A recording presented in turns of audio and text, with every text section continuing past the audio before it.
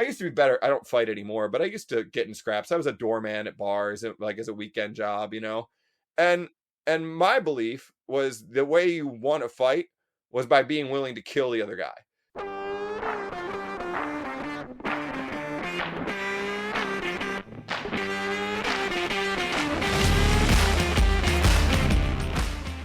Welcome to How I Embraced the Suck, a podcast where you get to hear from veterans what life in the military is really like. I am your host, Walt, and before we start, you should know that I do not censor the show in any way. You have been warned.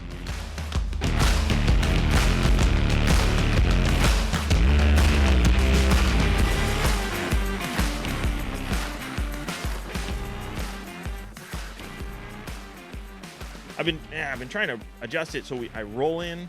I'm not very good at that, so Yeah. I try to put a dumb joke of some kind, and I just can't think of one. Oh. Well, I'll make up some bullshit at some point. You've been doing the thing where you cut off a tagline and put it at the beginning, so. Yeah. I like that because it kind of, I'm trying to draw the listener in. Teaser. An hour and a half long show, people are like, do I really want to listen to this? Yeah. I try to make the beginning interesting, but. Oh, there's your joke. Keep trying. yeah, I can't come up with any. I'm dry as a well. Dry as a dead well. All right, well, today we got Scott with us, former Marine, and former Marine or used to be Marine, it's or tricky still because, Marine.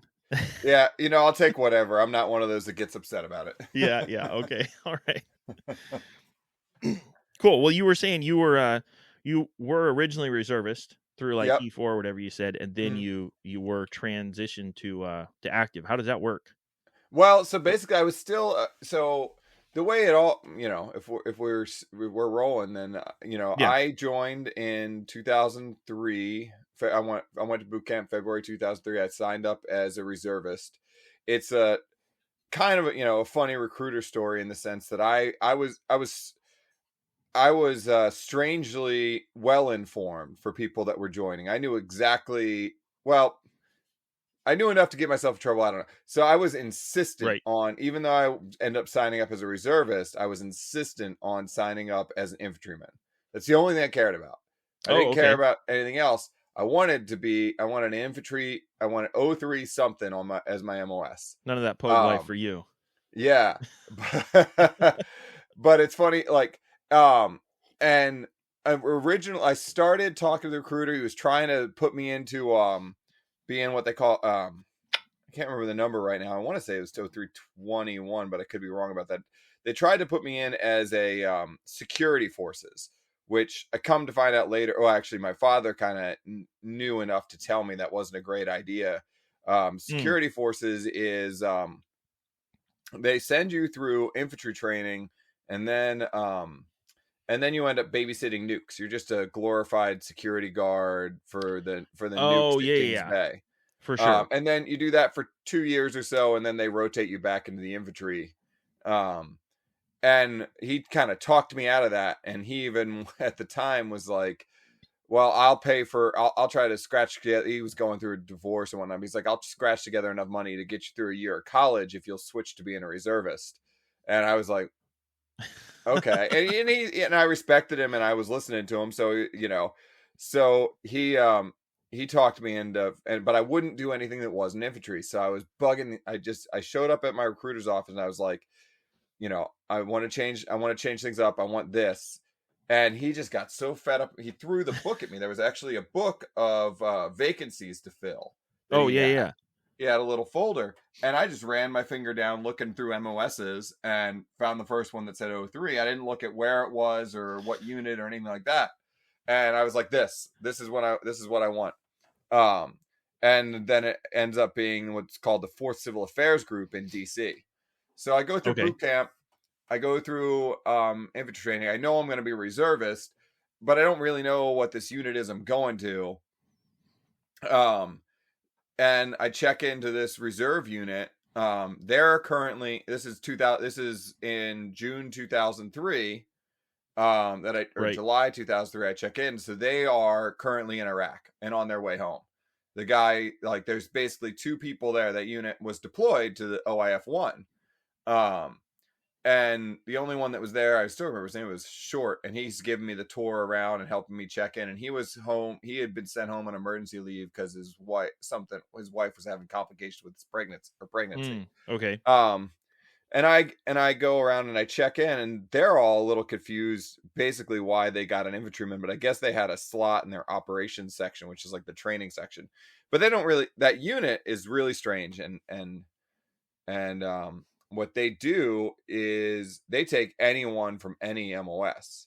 It doesn't matter what your background was.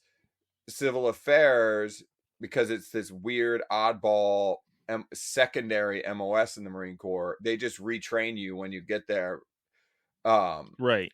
in this new job. And it was strictly OJT. There wasn't a school for it yet. They've made a school. That's why I ended up being an instructor there. Okay. But at the time, it was basically, we'll train you in this squishy, weird job called civil affairs. And for Isn't those that like you're like the intermediary between the civilians and the soldiers? Yeah, kind of? Exactly. So you're like the HR of the Army. The what was it? Not the HR. I don't know. The public. So yeah, it's not it. We're like the public facing sort of. We're not public affairs. We're not because public affairs is the ones that do like press releases, basically. Right. No, yeah, not the civilians in America. Yeah. The civilians that we're trying to kill. Yeah, exactly. So yeah, our whole job would be to try to find ways to make them like us, or at least make them not as ass mad that we just like ran over their goat, or whatever bullshit we did to them. So yeah, I ended up in that job. I more or less, they knew right away that we were going to be deployed again the following year in 2004. I don't know if they told me right when I checked in, but not long after I checked in, they're like, basically, you got a year stateside before you're deploying. So I was a reservist. I just got out of boot camp, and I knew I was going to Iraq again, and I wanted to. I was, all about it at the time. And during drill, so we had drill weekends. The guys came back from their deployment probably by like the active guys came back, or not active. The guys that had been activated for OIF-1 came back probably by September or November, maybe. They're all Marine Corps ball time. Like, I'm sitting there like with nothing, and there's a whole bunch of corporals and NCOs that are salty, that are, who the fuck is this new guy? Right. You know what I mean? But it's 1 weekend a month. But so you really don't really get to know the guys. All the other boots, we all got to know each other. Right. And drill weekends, interesting. Like, we would go to the field sometimes, and other times it was just bullshit in-house drills where we were, and they were trying to get us ready and sort of explain what civil affairs was to a bunch of new boots. Right. And then more or less I was in college at the time, so I did 2 semesters at college, and then knew that summer I would withdraw and go to Iraq, and then see what happens after that. Right. So it's funny because in a strange sense, and the reserves at that time were like, they were just the deployment only Marine Corps. It was like no garrison bullshit. And especially our unit, there were only 2 civil affairs unit, and 1 was in country the entire time. So that meant with 7-month deployments, right? With 7-month deployments, and there being 2 units, it was every 7 months they were spinning up another deployment to go. Right. So they had to like call for people, like for my first deployment. They had a bunch of people from some Arty battalion. Well, some of my good friends are from New Jersey, because the Arty battalion out of Philly, like out of South Jersey. Mm-hmm. Basically, they all got together, and one of them heard that there was a unit deploying, and this was when Arty wasn't really getting, reserve artillery wasn't really getting deployed. Right. You know what I mean? So they were like, they there were so many people that were wanting to go from different units. So it was kind of weird. each deployment there would be like one unit or a couple of units where they would have heard, or like the prior service recruiters at our unit had reached out and been like, hey, there's a deployment coming, do anyone from your unit want to go? And then a bunch of them would be like, fuck yeah. And right. That's why we joined. Yeah. Yeah. So it was kind of weird. We would just take people from whatever other unit was like not getting deployments, and they would join, we would train them, and we would deploy. So my best friend, actually, two of my, they came from the F-18 unit that was at Andrews Air Force Base. They came over from the Air Wing. I met him at college and was like, hey, you're in there. I saw a Marine Corps t-shirt or something. I was like, you're in the Marines too? He's like, oh yeah, my unit's getting shut down because their unit, the F-18s at Andrews, were being shut down, and they were going to either have to move to Willow Grove, Pennsylvania, and work on helicopters. But to do that, they had to get like retrained. They would have had to go back to their tech schools for air wing shit. And he was like, I don't want to spend 6 months at Pensacola again. Like, where can I go? And I was like, well, I'm in the civil affairs unit.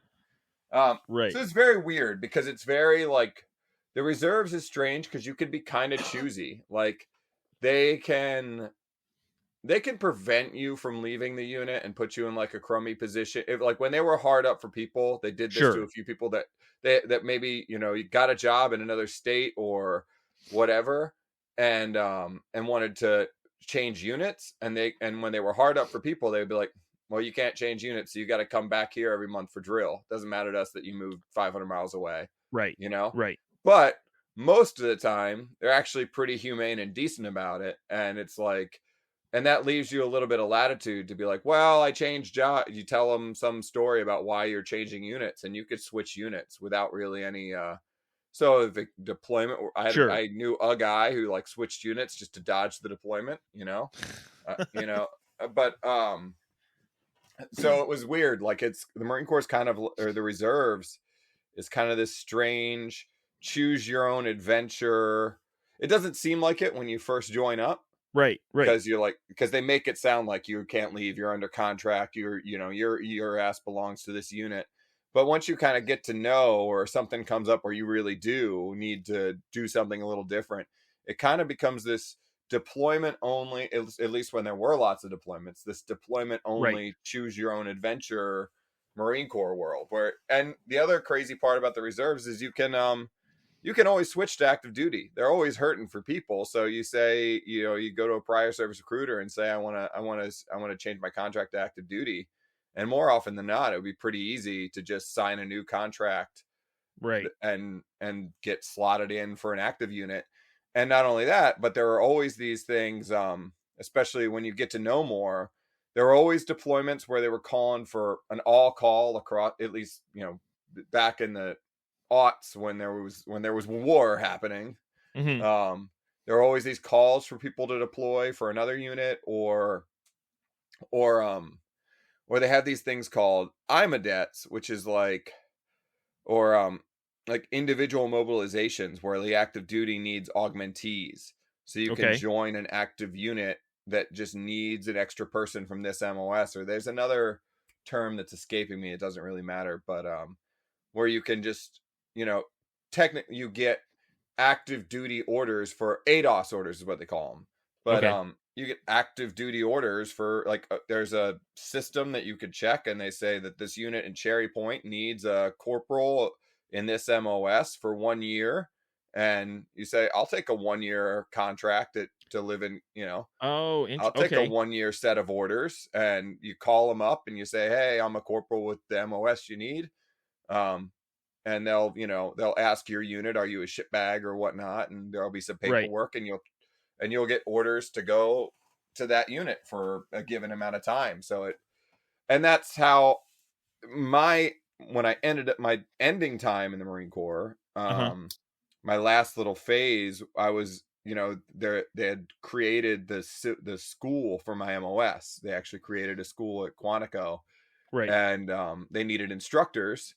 And because I had at that point 3 deployments, sort of actually 4, because it's not worth going into. I sort of temporarily joined, but I Okay. had been to Iraq twice and Afghanistan twice, and also I'd gone to Haiti for the earthquake for 2 months. Sure.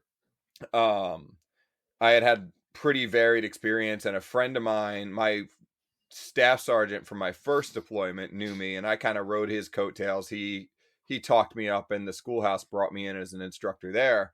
So I had ADOS orders. They were 1 year, but then they kept renewing them. So it was 3 years in a row. I basically was on orders in Quantico, and effectively, but I belonged to this tiny schoolhouse that was all master sergeants and gunnies. So, and it was a pretty cushy gig overall. Right. Nobody really Right. bothered me. All I had to do was keep a barracks room and occasionally stand like barracks duty or whatever. Nothing too crummy for me. But yeah. So you only deployed as your deployments were all as a reservist, right? You weren't you never deployed as active, was just at Quantico? Yeah. Okay. So my deployment. So it's actually kind of interesting because the way the reserves do the Marine Corps Reserve did deployments at that time, anyways, was they would always bring you on for 1 year. Mm-hmm. So you had 365 days of orders, and you would train, and the last 30 plus days would be on the back end, and you would be overseas for 7 months, and then like the 2 to 3 months at the beginning would be training. So it'd be like 2 to 3 months Sure. of training up, going to 29 Palms, doing field exercises, all that kinds of crap to get the unit ready to deploy. Like pre-deployment training, there would be a whole package. Like it kind of got more and more formalized, but it would be a series of different things that we as a unit had to do before we would deploy, like go to the rifle range, do the table 2, certain tables of shooting, Right. Whatnot. So that would all be done in like the first 3 months, and we would have to go through Mojave Viper. So for that, we would have to like tag along with an infantry unit that was going, and if they did it right, if they kind of were on the ball, the way our unit deployed would be, we deploy as a unit, but then we break out into teams of 5 to 10 civil affairs Marines for every infantry battalion. So if they worked things out right far enough in advance, since we were going to attach to an infantry battalion, let's say my team was going to be attached to 1-5, then we'll try to sync up and go to 1-5 Mojave Viper while 1-5 is there, and go through the training as their civil affairs team. Oh, sure. Right. You know what I mean? And and then one of our other teams that was going to go with 3-5, and 3-5 was going to Mojave Viper a month later, they would go then. But as long as we all had gone through that didn't always work out. Sometimes we just went as a huge cluster. Why are these civil affairs Marines all going through Mojave? Like, but if they did it well, we would be kind of synced up, and we would meet the people we were going to be in country with, working for during Mojave Viper, then go back and get trained up a little more on whatever stuff we had to do, and then deploy more or less at the same time or a little bit ahead. We always usually deployed it before the infantry unit we were going to work for, so that we could kind of be the handshake between we would meet the old civil affairs guys, get their lay of the land and who's important. We would meet the old infantry unit and learn kind of from them. And then when they did their handoff, we would be there, and having been there for 2 weeks to a month prior to that infantry unit. And then we would leave a little bit earlier than that infantry unit. And the new civil affairs team would take the last have the stick for the last 2 weeks to a month of that unit's deployment before the next one came in. So they were not entirely stupid about how they tried to plan that out so that there was some continuity, you know? Right. But yeah, that's so it ended up being like, our deployments were the 7 to 8 month, deployment that a standard Marine Corps unit would do. But it was just, and kind of the pre-deployment stuff was more or less the same as a Marine Corps unit would do, except they would probably be doing it for longer, like over the course of the year prior, they would do a lot of it. We would kind of cram it all into 2 or 3 months before the deployment. And then you get home and you got like 2 weeks of like the mandatory decompression time, and then 30 days of leave to burn. So each deployment kind of ended up being 7 months overseas, with 3 months of training prior, and like 2 months or so of stateside time at the end, which Gotcha. was sometimes, depending on my second deployment, we just spent the entire time just knocking golf balls off the roof of a parking garage and grilling for like the entire like wind down because they had nothing for us to do. We just came home from a deployment. No one was bothering us. We were all NCOs and Right. Just doing what you want. yeah. Nice. All we had to do was check in and get paid for a month. Nice. Yeah. So once you were deployed, I mean, my impression of civil affairs is basically, if a bomb hits the wrong house, or if, like you said, if someone runs over a goat or whatever, or crushes a field, you deal with the farmer or the whoever it is, and pay them for that. Beyond that, or including that, what all did you do? So that was always a part of it. We usually tried to like isolate that to like one day a week. Like Thursdays would be like the day to deal with all the bitch sessions. Okay, sure. From the civilians, and we would just try to train the Marines prior, but also kind of always working with them to encourage them to like make it easier on everyone to by like documenting when they cause some kind of damage. Sure. You know what I mean? And giving that way we were kind of the ideal situation. We would make these little claims cards that a Marine would give out when they did something that caused damage that they felt like needed to be compensated, and give us a heads up. And then, you know, Joe Schmuckatelli would show up with their little card, and we would say, "Oh yeah, we knew about this. We got your money ready. We're sorry that happened. Whatever." Right. That was so. We try to isolate that to like one day a week of work.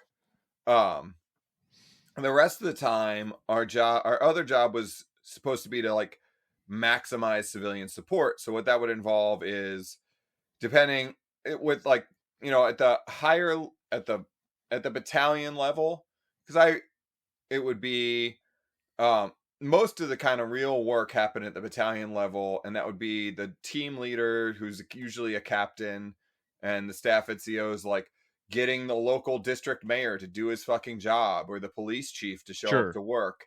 Some of that would be some of the more police chief stuff ended up being when they created the MIT teams and the PIT teams, the police training teams. They would get, you know, create these usually pulling from everywhere, but a lot of typically infantry guys who wanted a deployment. Oh, well, you're going to train the Afghan police, and your deployment is going to be the being advisory. Okay. But originally, circa like 2004, they hadn't really organized that yet. They hadn't come up with that idea, so it fell to us to like check in with the police and be like, "What the fuck's going on here? Why are you all sleeping, you know, in your police station?" kind of stuff. Right. So we would meet earlier on. There would be things like that, but later on, when they created MIT and PIT teams, that kind of, and more of us was like meet with the mayor, the civil engineer, who's like in Iraq. In a more developed place like Iraq, it was like actively working to make sure that clean water was coming into a city and shit water was flowing out. Sure. And when and when the electricity went down, you know, people are going to blame us for that, and we're going to get the bad press if case of, you know, if the entire city gets freaking cholera because the shit plant isn't working. So we got to find the guy who's supposed to make the shit plant work, and get him to show up and get him paid. If find out why he's not getting paid half the time was our problem. Exactly. You know, literally, because you know, the Afghan or those governments are corrupt, and people aren't getting paid when they're supposed to, and the money's going to the wrong place or whatever. So it was a lot of, you know, figuring out who the civilian people, and even in Afghanistan, you know, irrigation was a big deal. So we'd have to find the irrigation guys and get them on our side, figuring out where the water flowed to and from, because, you know, and so it was some of that stuff, and it would also be sort of in that vein. We got taxed. They came up with all kinds of stupid things. So there was this thing where we're supposed to interview as many people as we could. This Department of State guy got this bright idea that we should have like 4 standard questions everyone in the Marine Corps asks any civilian they come across.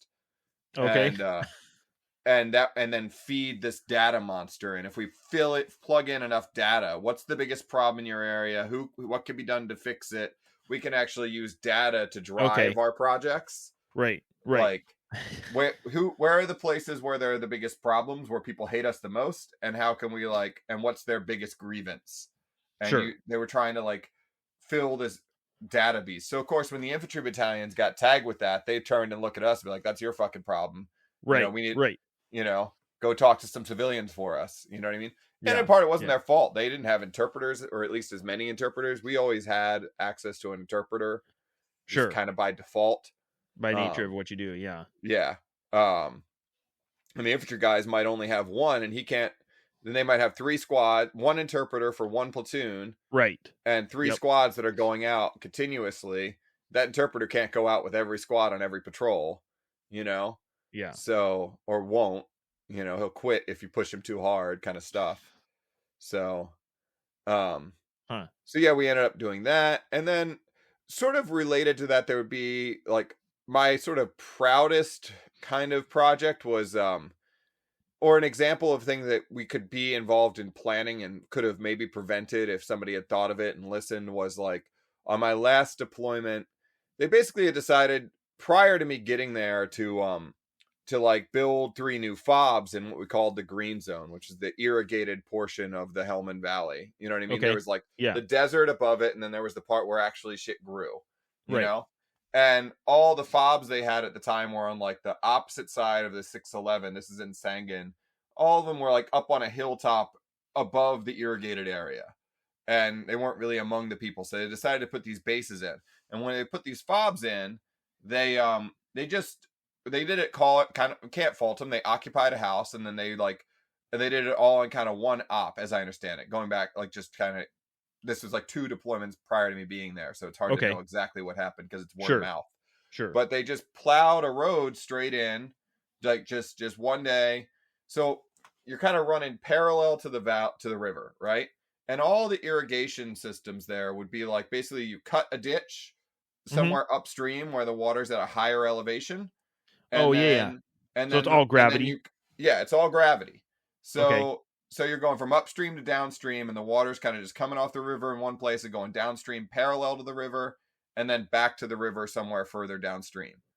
You know what I mean? Oh, okay. So you have a bunch of canals running parallel to the river. Well, the road runs parallel also, but the fobs are perpendicular, and they cut a road to each fob.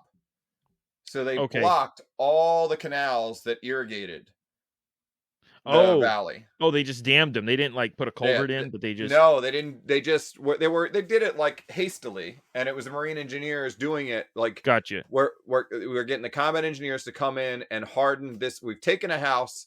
We need a supply route to it. The combat engineers are going to come in and as quickly as they can make a gravel road from here to this house that we've occupied. Right. And so they just filled all these irrigation canals. And the guy prior to me, I wouldn't even blame him necessarily, but the prior to me, what that did was, it to the north side of each of these roads that the Marines had made, it like you said, immediately you were like, why didn't they put in a culvert? If a civil affairs guy had been in the room or had been listened to when they planned that, they might have thought, well, we need to put culverts in here. You know what I mean? Maybe they might not have listened. But instead, what we had was the civil affairs guy after the fact being like, well, shit, what we did was create a swamp on the north side of each of these roads that you can't grow anything in. Right. And we created a desert on the south side of these roads, and everyone's pissed at us now. Yeah. You know what I mean? They can't grow anything on either side. We've completely ruined the agriculture for this area. And so what he did is he went with every farmer around each fob and like paced out each of their pieces of property and was paying them every month for their lost productivity. Oh, wow. Is what he decided to do. Right. And I was sitting there when I got there, and for the first month I did that, and then I was sitting there, you know what? These guys are getting demanding. They're being like, oh, where's our money? Or you should be paying me more. And I don't own that land anymore. He does now. I sold it to him. You should pay. But, or he doesn't own that land. He sold it to me. You shouldn't pay him. Pay me. All this bickering and shit. And I was like, you know what? If you want any more money, you got to build a cult. I'm going to get it approved. No one's going to murder you for doing it, because they were scared shitless that a Marine would shoot him if they saw him digging along the road. But I was like, I'm going to get you approved. For sure. We'll clear it. We'll make it safe for you. And if you put a culvert in, if you put in like a little, a low water crossing, they didn't want culvert because they were afraid an IED, it would be too easy to just stick an IED under the culvert. But if you make a little low water crossing that a 7-ton can go through, If you dig it out, pour the concrete, I'll pay you handsomely.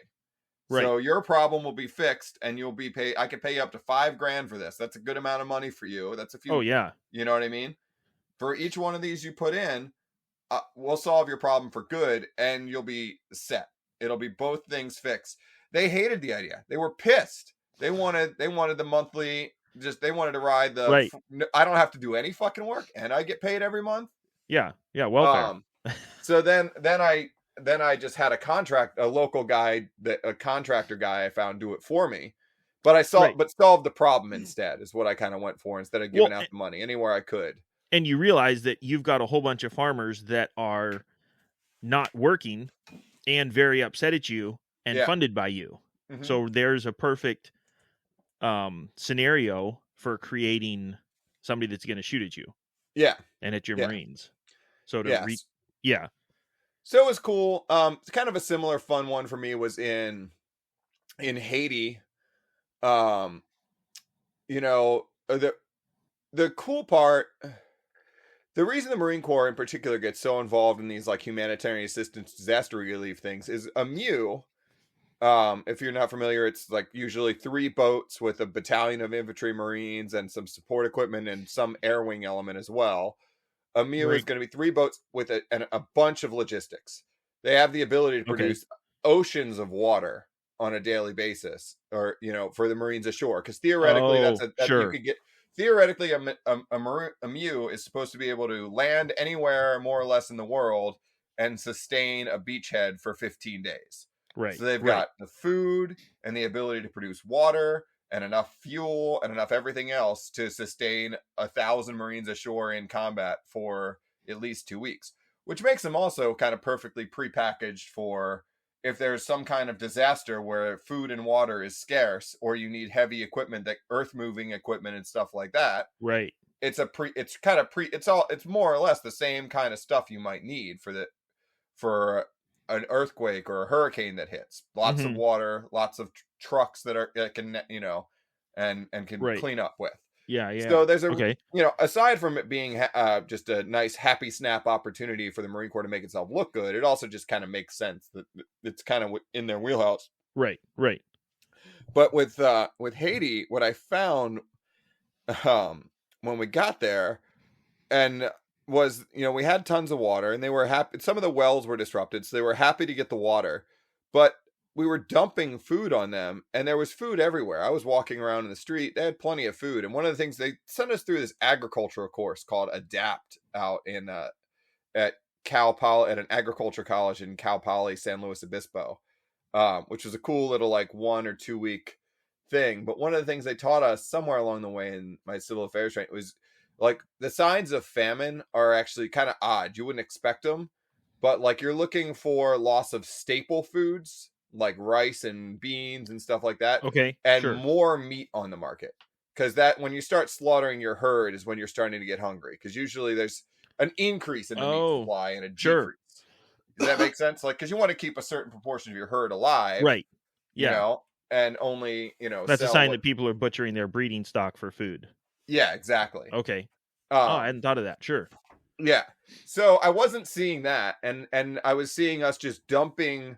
I was seeing us just dumping MREs, and Marines starting to get pissed that people were showing up and collecting crates of MREs, and even at one point they found out that somebody was buying them, just buying them off of people. The Marines are just giving away MREs. The Haitians aren't hungry, you know what I mean? And so somebody's going around buying them up.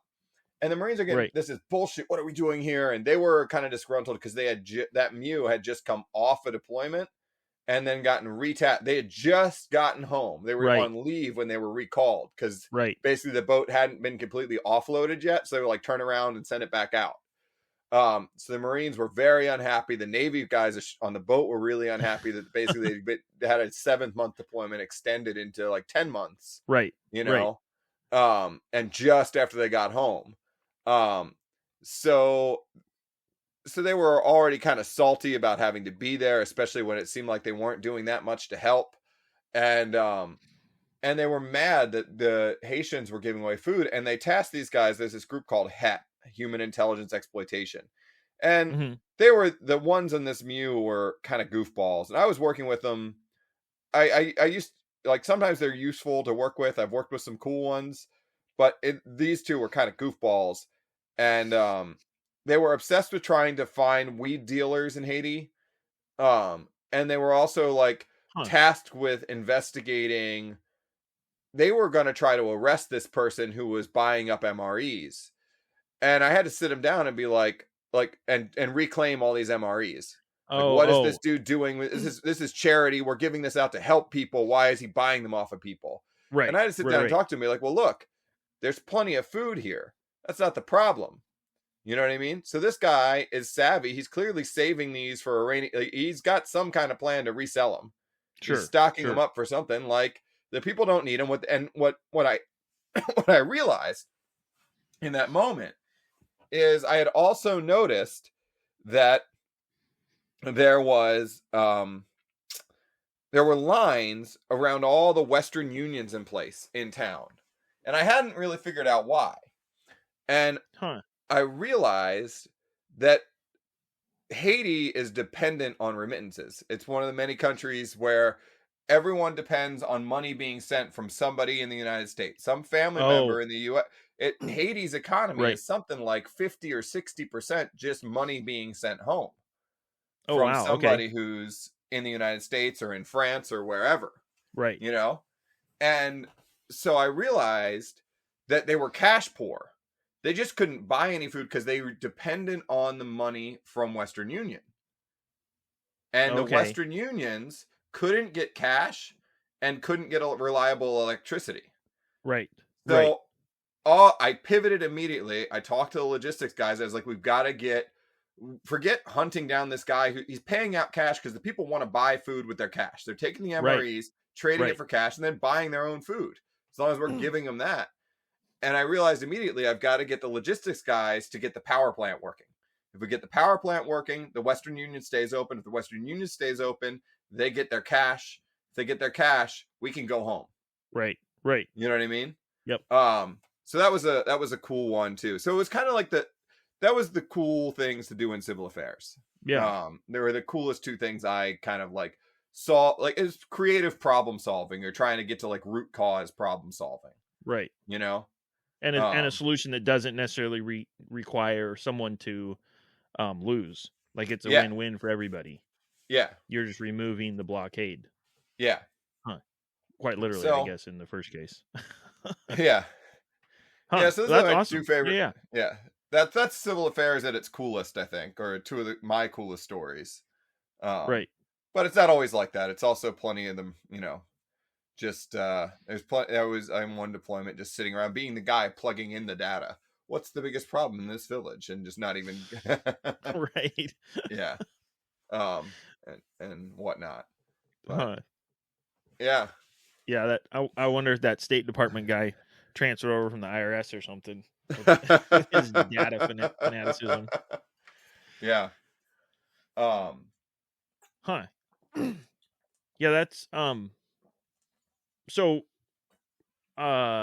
in you said you deployed to Iraq twice and Afghanistan twice. mhm. Obviously there's differences, as you were saying, between Iraq and Afghanistan itself, but when you deployed to the same country twice, was there if you were in the same area, especially, was there a difference in the times you were there, or if you were in different areas? What?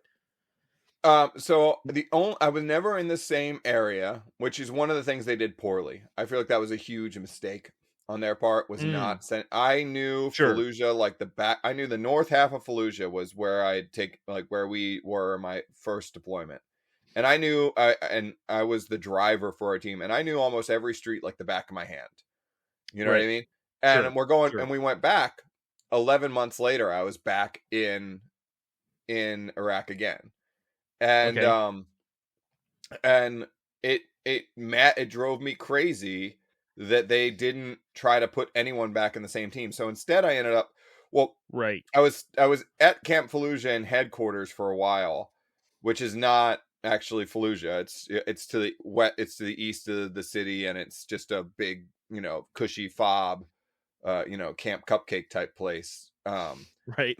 Uh, and and my one buddy was actually, though, in Fallujah, and I managed to like get one or two chances. Like I talked his like team leader into letting, and my bosses at headquarters into letting me go on like two um trips into the city with him. One was like to deliver cash to the bank, so I was literally just a mule. Like Hmm. they all the cash for the government had to be delivered to the bank, but they didn't really trust anyone to make these deliveries and not get knocked over or something. Right. So it was Right. literally they came into the city with two tanks.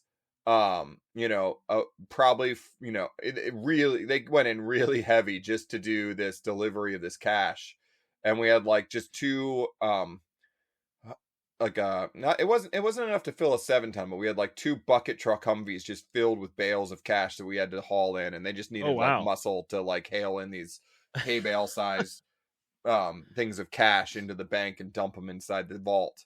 Was um was it devalued? I mean, were you hauling that amount because of yeah, the so that low wasn't so value of it? well, yeah, I mean, there was definitely an inflation issue that was also sort of part of our. We didn't really have any control over it at our level of civil Sure. affairs, maybe at Sure. higher levels, but we were supposed to monitor price increases over time because we definitely in Afghanistan wildly inflated the currency. Um, Right. Sure. Especially when we first got there, especially because also wherever civil affairs was working or people that had money, because a regular infantry unit could use money the same way we could. They could get the same legal authorization to do the same Right. projects, but usually they tried to have it flow through us because it was more our job. But a regular platoon commander could have 5 grand in cash like I did at any given time to spend on whatever he wanted. um Right.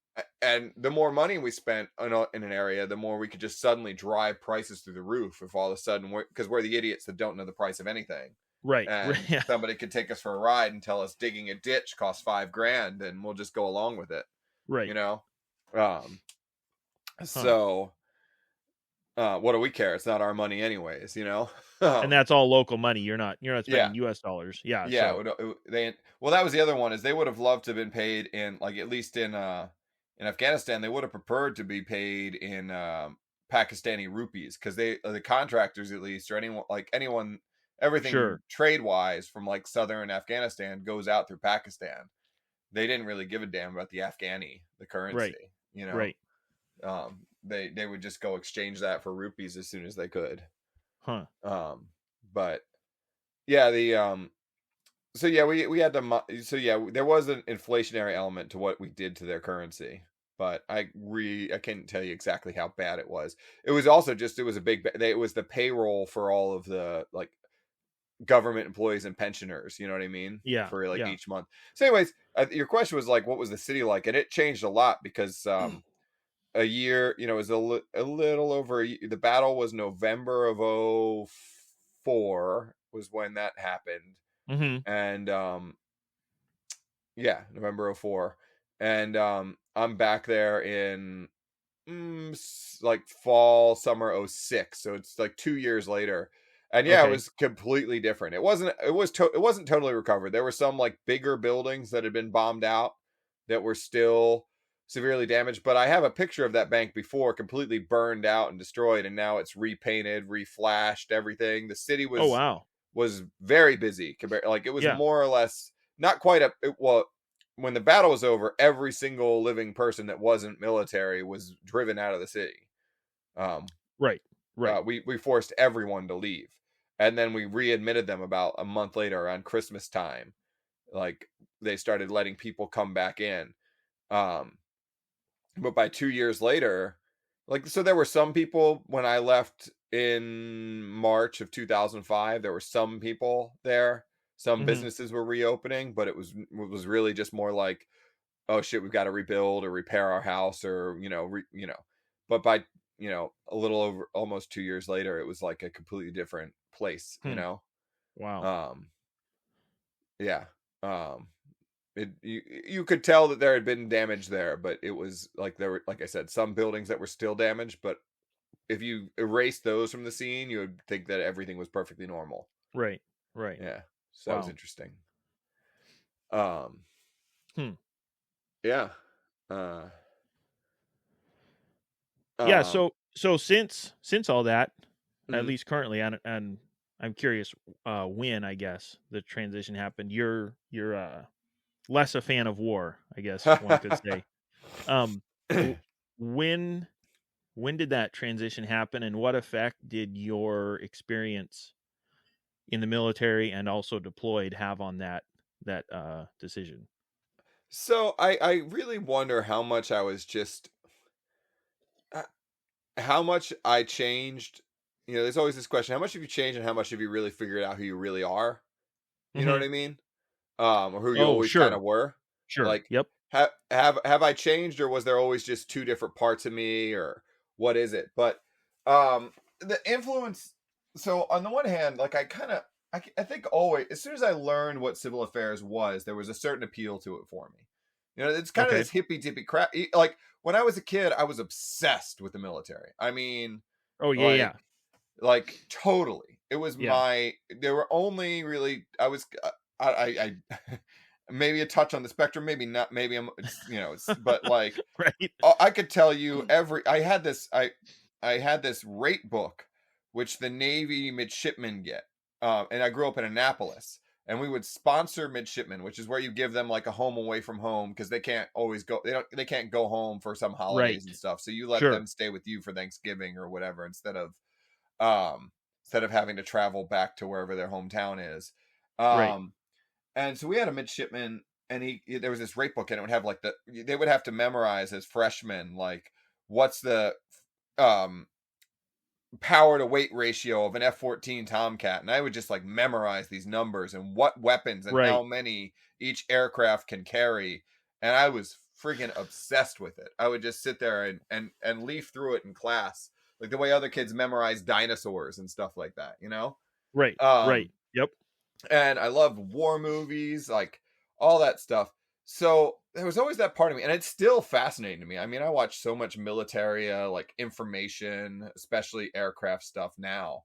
But so it's still like impressive and fascinating in some way. But between that and like everyone in my family, or at least my father's line, like worked for the government. My father worked for the Department of Defense as a fraud investigator. There was a brief period where he worked for Department of Agriculture, supposedly, but I'm pretty certain that was a cover Hmm. for another trade. And prior to Sure. that, he worked at NSA as a cartographer. Prior to that, and that was well, when he was NSA, it was Army. He was Army at NSA doing cryptography Okay. after, Sure. and because they're at Fort Meade basically is, um, and then before that, he was in Vietnam. and Okay. um and his dad was a logistician for NATO after being Army logistics during World War Two, Oh wow. and Okay. then his dad was a machine gunner in the Army in World War One. All Army. I was the first Marine, and then I had Okay. uncles that were Navy and Marine, and I was just upset. Like it, but at the same time, when I ended up, so I was like, I knew what I knew, like, and I was raised with this idea that you had to serve, and the only way to serve that seemed like valid was the military. That I had Right. like that this country had done a lot for me. Sure. You know what I mean? I mean, right nowadays, I'm like, well, my parents paid their property taxes. And they probably paid more than they had to, Right. and I got a crummy public school education. You know what I mean? Like, Sure. what did I Sure. really get? But I was raised with this belief that that the only that you had to return what you had been given, and that you had to, and that the only real way to do that, the only path to doing that in my mind was working through the government. It wasn't You weren't serving by fixing someone's house or being a stand-up member of your community or being a plumber. That wasn't service. Sure. The Sure. only way you serve was in the military, really, or as a policeman, maybe a fireman, something along those lines. That's Sure. service. Sure. um and so that, at the same time, as soon as I had this idea, I wanted to be infantry because I wanted to be the, like, Right. I If you're didn't. gonna do it, be the best. Yeah, that kind Yeah. of stuff. Yeah. And then I end up in the civil affairs shop, but immediately it appealed to me. You know what I mean? Hmm. This idea of like being the sort of empathetic, understanding where they're coming from, figuring out what goes on in people's heads and why they have a grievance Sure. with us, putting yourself in their shoes and figuring it out was something I really, really enjoyed the challenge of and whatnot, and also kind of got to understand people a lot better. And as I did it, like, I definitely saw some shitty things that happened to civilians and that Mm-hmm. bothered me. I did some shitty things to civilians. We had an incident where we shot up a car, and Right. that stuff bothered me. But what really, and yeah, what kind of the first step down the path was, I was raised this also, like, very, very constitutional conservative, worship the framers or founders, the Right. revolutionary Right. Right. patriots. They Sure. were I was raised in a family, and I still kind of am in awe of them, but the founding generation were like demigods, these people that managed to craft the Declaration of Independence and win the revolution, Right. did all these impressive things. But I was studying history, and I always, understood that, like, the Second Amendment was how we gained our freedom, and not the Second Amendment, the right to bear arms, and they Sure. Yeah. enshrined Yeah. that Yeah. through the Right. Constitution. And Right. when I was in Iraq on my second deployment, we did this operation where we were kicking people out of their houses, or, well, not kicking them out, we were occupying their houses, searching houses, every house in the city. While we were searching, we locked them in their bathroom, and then on every night, and I think I was reading a book about the founders at the time, and I was reading something about John Hancock, or I had just been to Boston, and I had learned that, Okay. like, Hancock was a smuggler, and we were Right. always searching. We were in Western Iraq. We were always searching for smugglers. Right. You know what I Right. mean? And that Hancock was a smuggler, and Hancock Wharf was the longest pier in Boston at the time, Mm-hmm. and he was rich and ass mad that he had been, his trade, he was being searched unlawfully, but in some ways correctly, if you respected the English tariffs and Sure. laws. Sure. Yeah. Yeah. But I realized that the Quartering Act was the Quartering Act never made sense, or not the Quartering Act, but the Third Amendment never made sense to me until we were occupying some family's house, and their kid was crying in the middle of the night, and Right. somebody wouldn't let him out to get milk out of the fridge. Some Marine that was guarding them was like, "What are you?" Right. Speaking at them in a different language, telling them they can't let their baby have food in the middle of the night. You know what I Sure. mean? I And didn't then he like starts to look around and wonder if everybody should be wearing red coats or something. exactly. Yeah. I just Yeah. realized in that Huh. moment that, like, we're the redcoats. We're disarming this population. We're occupying their houses and all this stuff. And every single thing, and all of a sudden, I really, really understood the Declaration of Independence and the Bill of Rights was an insurgents list of grievances. It was everything that made an insurgent go from not liking the government to shooting at them. You know what I mean? Yeah. Yeah. Yeah. Kind Um, of like the farmers in Afghanistan who had the canals chopped. yeah, yeah, exactly. Interesting. Yeah. Yeah. And so I sort of, that it helped me in some ways understand my job as civil affairs was to try to minimize those grievances, to get the Marines to not do those things. You know what I Right. mean? Right. Do our best to not do anything that would make us, I've got, lots of friends that are still in the Marine Corps or were, and, I wouldn't have 13 of them sleep in my house. My 13 best friends, and certainly not right after a 3-day field op. Right. You Yeah. know what I Yeah. mean? Yeah. Yeah, yeah, and we're doing that to people in these other countries every night. Yep. You know what I mean? Hmm. I wouldn't let my best friend stay here after coming in from kicking indoors all day. You Yeah. know, Yeah. sorry guys, you're gonna sleep outside. And we're just doing that every day. Um, Yeah. so somewhere along the way, I realized that there was something wrong there, and that kind of started leading me down this path. And yeah, I found a bunch of other reasons to oppose war, but that was kind of the kind of genesis of the thought. It's always been rooted in this idea of, American patriotism and freedom, but just Hmm. understanding that, like, that we don't achieve it, like, and that the founders put really studied care into only going to war I stake the extreme position because I really think it like they at the time they wanted to only go to war in the event that there was mass overwhelming popular support, that you could pass a declaration of war through the House and Right. Senate and the Sure. president and the money to pay for it all at once.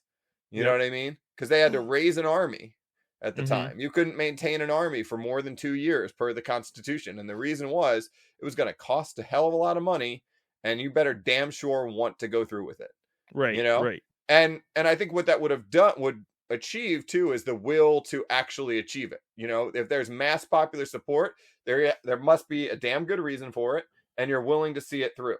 But as long Sure. as there's not this mechanism for mass popular support where the president can just kind of send troops somewhere and half the people don't even know, and there's not this overwhelming will to see it through to its completion, Mm-hmm. then it shouldn't be endeavored on at all.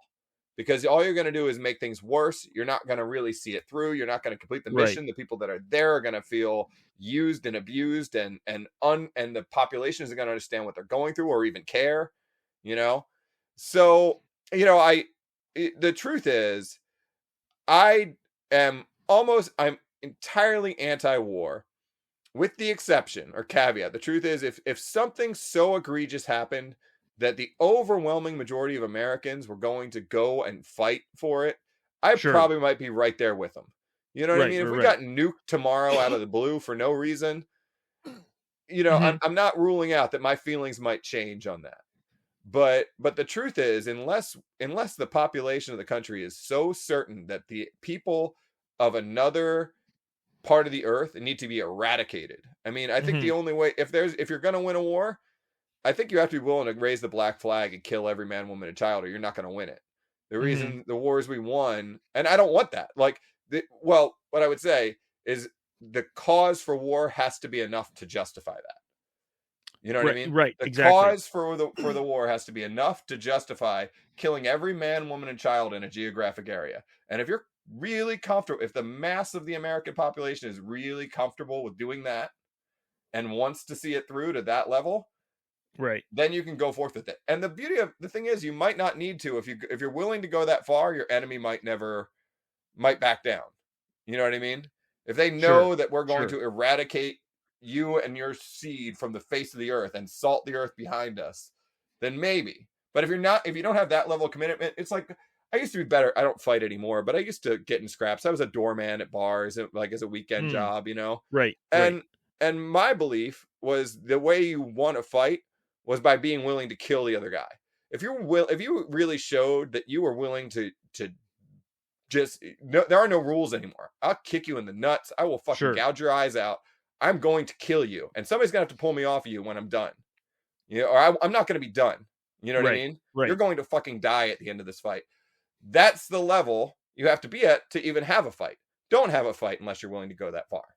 You know what I mean?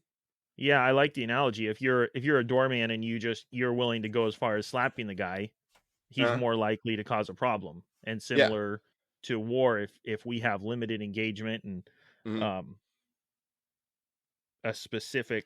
a very limited goal, Mhm. then the risk is that that's not enough of a deterrent. Yeah. Um, yeah, I see what you're saying. Yeah, Yeah. a big thing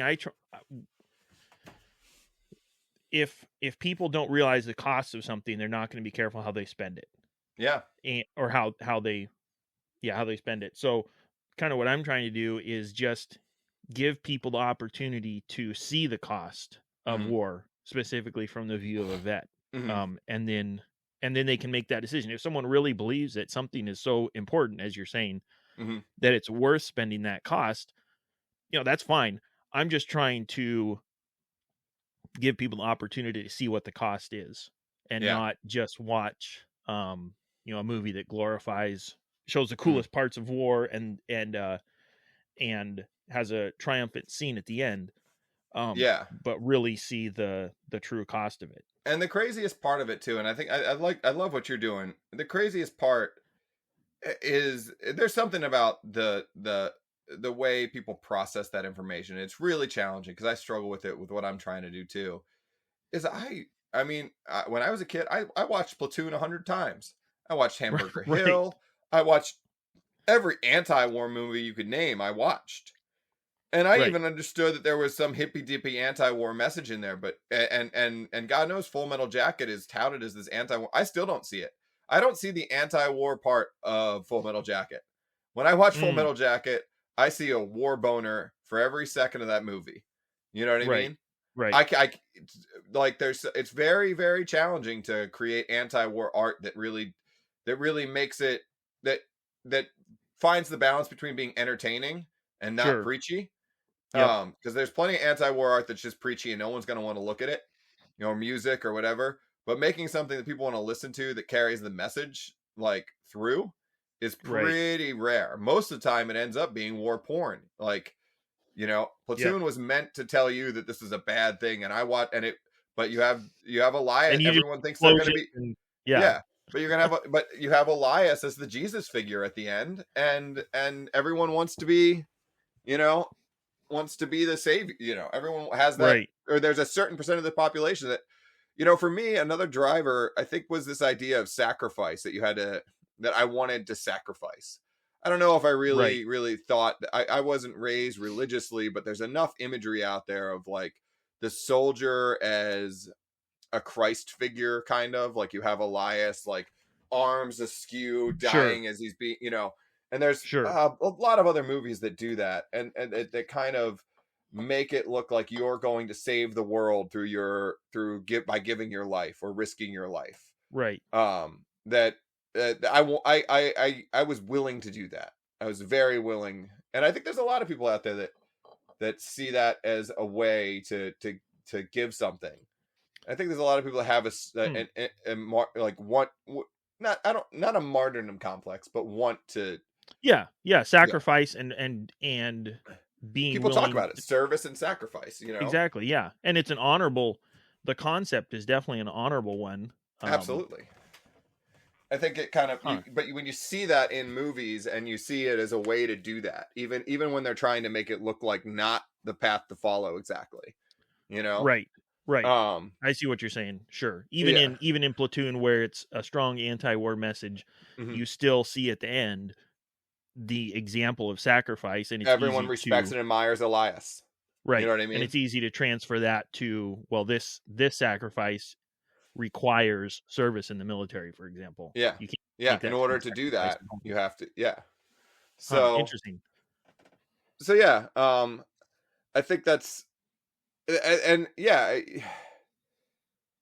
what that does, to young people, the way it feeds into, because I know you like to ask about, what you'd say to young people. Right. And I Right. don't know, I haven't really thought that aspect of it out, but at least mentally, a young person should ask themselves, what do they want to do? And is this the best path? Like, what's the best way to give back to your community?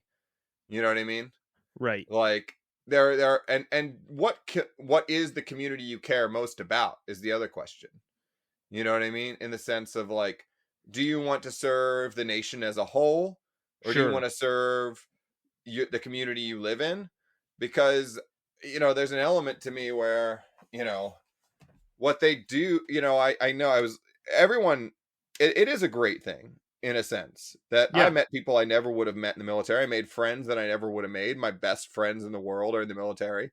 But it's also the military is this tool for not exactly erasing localism or local loyalties, but replacing them replacing them with national loyalty.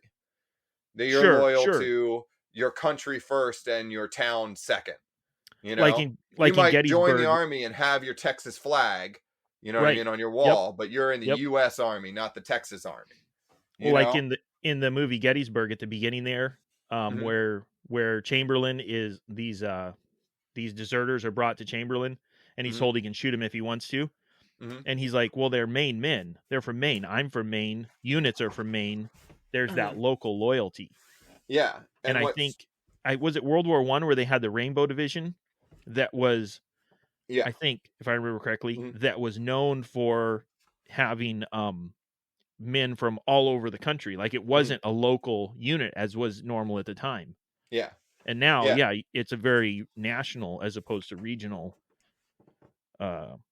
goal, I guess. Yeah. Huh, And interesting. and it's just something to consider when you are like that, and for some people, I struggle because I coach. I'm a teacher in a high school, and I Hmm. coach lacrosse. And kids ask me, they know that I've been in the military, and I never know what, I still haven't figured out what to say to them. You know what I mean? Sometimes I'll recommend that they, Right. think about all the ways they can serve. If that's what's their motivation, because what motivations have they had.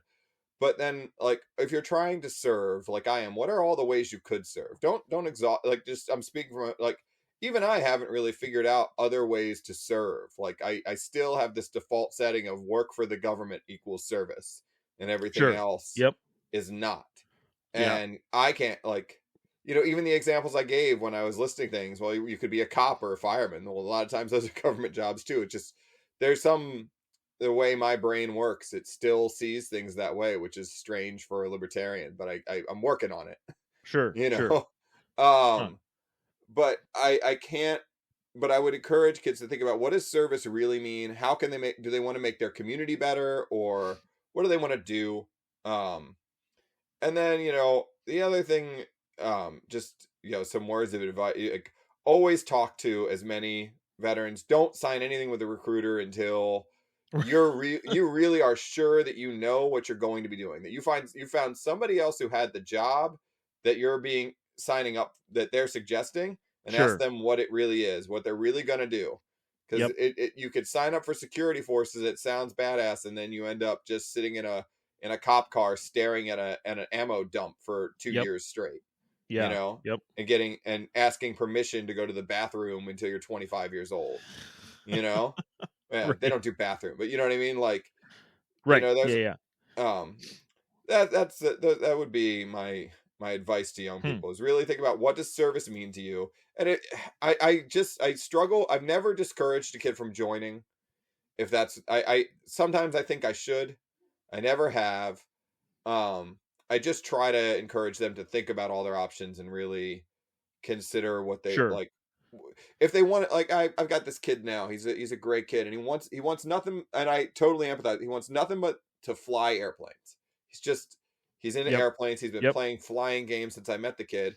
And I got to be, the truth is, the cheapest, fastest way to be a pilot is if he can get his ass in shape, and get his test scores up, and go Yep. through a military flight school, be a warrant officer in helicopters. They'll put you in airplanes, you'll get a flight license, you know what I mean? Yep. Yep. But that is the cheapest vet. It would cost him more money than his family has. They're immigrants from Nigeria, for him to go to Embry Riddle or some school to become a pilot. Right. You know what I Right. mean? It cost him hundreds of thousands, tens of thousands of dollars at least, and years of training that he can't get anywhere else.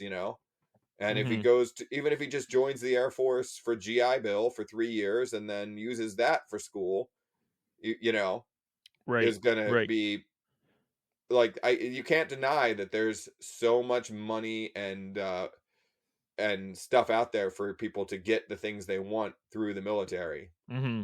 And I don't want to tell a kid to impoverish themselves or their family to achieve something that the military would give them for just the cost of 3 years of their life, you know. Right. Right. Yeah. Yeah. um but which seems cheap but isn't always. Yeah. um yeah, so I struggle with, telling kids, should they join, or I just try to get them to think about, what do they really want out of it. And is it the only way to get it, or is it the best way to get it? Yeah. Yeah. Huh. um yeah. Yeah. um Yeah. You got anything you want to plug? oh yeah. Oh, I wanted to throw, yeah, I loved your one, incorrect perceptions. Can I throw those in? Can I throw those out real fast? Oh yeah. Yeah. Yeah. Please do. Please do. So, I think the two incorrect perceptions. One is, like, everyone will say this, but that being in the warfare is the same as playing Modern Warfare 3 or whatever. That it's all just like, what Oh gun do yeah. you Yeah. carry, and that you could swap every gun you have, and you're always out on patrol, and it's really, everyone knows 80% of the military is really support. You're usually Right. doing a regular civilian job, like cleaning toilets, or Yeah. HVAC repair, but in a Right. uniform in a strange place. You know. Yep. And the other one, that I think no one's hit, I think other people said that one before, but the other one that drives me up the wall is that all females in the military are infallible badasses. Like, every movie Oh you yeah. see, Yeah. and God, I created an Instagram account. I barely use it, but every time I look at it, for some reason, all I get is fit chicks in the military, like these girls that I'm the hot shit because I could do 3 push-ups Right. and I look good in uniform. Right. And Right. I know I won't get in deep into my feelings about women in the military, but I'll say that most of them are a huge pain in the ass. I just said I wouldn't. There's a lot of them that are a huge pain in the ass, a fucking liability. And I'll tell you one thing, last piece of information. If they have Sure. their fucking nails done, they're worthless. That's the tell all. If their Right. nails are done, they won't lift a finger to help you with anything. So if Oh, they're in the sure. Yep. military and their nails have just been painted, now they don't always have their nails done. If their nails are done for that week, they're worthless. Right. Stick them in the office and don't bother with them. Yeah, because that's a priority for them. Yeah. Interesting. Yeah. Yeah. I've Huh. very rarely met a girl whose nails were just done that it's like, I'll throw those bags in, I'll help you lift that. They Right. always just pick at them and stand off to the side and wait for somebody else to do the work. Drives Yep. me up the fucking wall. Well, it's good to see you're not Or bitter they'll be about it busy or taking a anything. picture on Instagram. Right. Oh man. Yeah. Yeah. Anyways, yeah. So plugs. Now that Yeah. I just burned Yeah. every Now that you bridge got the with every. rant out of the way. Yeah. Sorry. No, I hear you. You know, in the meantime, I try to put some interesting stuff on my Twitter at MDVet4 and at Anti-War Podcast is where I try to put like maybe an interesting poll. What's the best anti-war song? I'm trying to keep that one alive. Sure. Sure. And someday in the future, you can find my podcast now. It's Anti-War Podcast or Why I Am Anti-War. There's about 10 episodes of reasons why people are anti-war. And someday in the future, there will be more. Date to be determined. Right. Yeah. Yeah. And if you want to reach out and be on it and tell me why you're anti-war, just shoot me an email or a DM. Sweet. Yeah. I listened to a bit of it, and I really like I was telling you earlier, I like how it's just a real short form. A lot of them are like 5 or 10 minutes, and just a real intimate look into someone's decision to not be pro-war. That's kind of what I'm going for with this, like I was saying. But you take the work and condense it down, and just really make it a quick little snippet.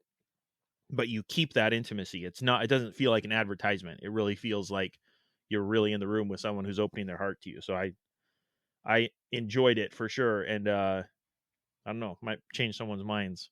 Yeah, that's the idea, is to try to, because there's 1,000 different reasons, or maybe 10,000, or everyone. Like I've got 3 or Sure. 4 different reasons, and Sure. so I talk to people and then I try to get their different reasons and just let them tell their little story. And it's short because I don't know about you, but my podcast feed is cramped at the moment, so I wanted to keep Right. something that you can actually share and somebody might listen. Like, you know what I mean? Because Sure. I don't. Yep. I'm the person that the only half of the only thing I could talk about is other podcasts. Hey, I'm the my friends take a drink if I mention a podcast. And, Yeah. you know, Right. it's so all the time I'm texting, hey, check this out, and half the time Right. it goes right in the garbage bin. But I'm hoping if my podcast is short, if they look at it, it's only 5 minutes of my time, that they'll give it a listen. Yep. No, that I like that. Yeah. Yep. And like you were saying, the work you put into editing, it doesn't seem like it on the front end, but the back end is just full of editing and listening and re-listening again and figuring out the way I to really try to best get frame the that. person's story. I really try to get like in it, listen through and get it to where, I talk for, a good long while with the person, and then I try to get, boil down their story to a few quick, the key parts of their story. Yeah. And I think I've done a decent job of it so far. It is a good amount. It's a few hours of me listening, and it's usually a day's worth of editing. Thank you for listening to this episode of How I Embraced the Suck. If you enjoyed the show, tell a friend. And as my Girl Scout den mother used to say, stay frosty.